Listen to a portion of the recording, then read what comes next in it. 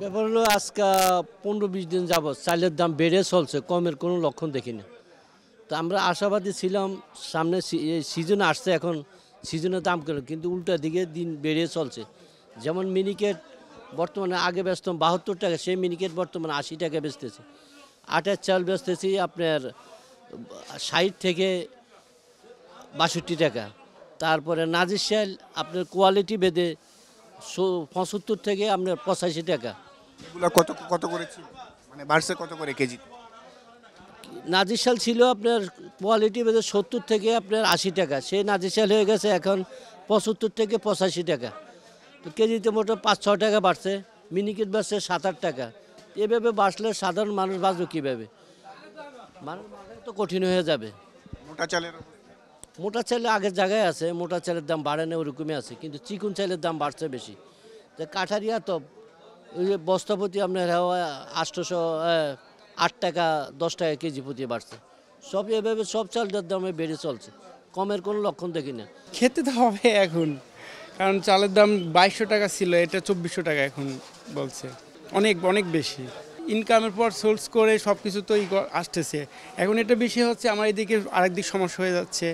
এটা কিন্তু খেতে তো হবেই।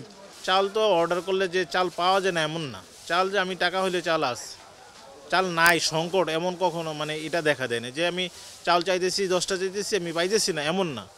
চাল পাইতেছি কিন্তু সরবরাহ ঠিকই আছে, কিন্তু দাম বেশি।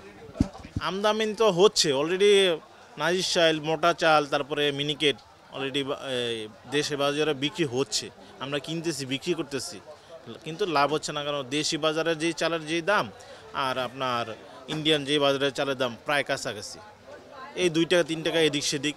তো যদি আপনার ধরেন কেজিতে 10 থেকে 15 টাকা ডিফারেন্স হইতো, ফারাকটা হইতো, তাহলে মিলাররা এত আপনার ঊর্ধ্বমুখীতে চাল বিক্রি করতে পারতো না।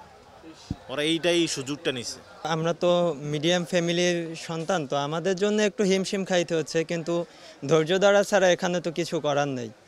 যেহেতু দেশে এর আগে অনেক সরকার লুটপাট করে গেছে, দেশে ঘাটতি চলতেছে, তো আমরা ধৈর্য ধরতেছি। পকেট ফাঁকা ঠিক আছে, কিন্তু ধৈর্য উপর সাপেক্ষে আমাদের চলতেছে আর কি। সিন্ডিকেট থাকবেই, তো এটা হচ্ছে সরকার নিয়ন্ত্রণে নেওয়ার চেষ্টা করতেছে, আমরা সাধারণ মানুষজনের পাশে আগাচ্ছি। সব মিলিয়ে আমরা ধৈর্য ধরলে হয়তো সামনে ভালো কিছু আসবে ইনশাল্লাহ। এখানে আমাদের ছাত্র সমাজ গুরুত্বপূর্ণ ভূমিকা পালন করতেছে, তারা বিভিন্ন ইস্যু নিয়ে মাথাতে আছে। তো আমাদের এ ব্যাপারে বাজারে যারা ব্যবসায়ী কমিটি আছে তাদের সাথে হয়তো বা বসলে বাজার নিয়ন্ত্রণটা হয়তো বা আনা যেতে পারে।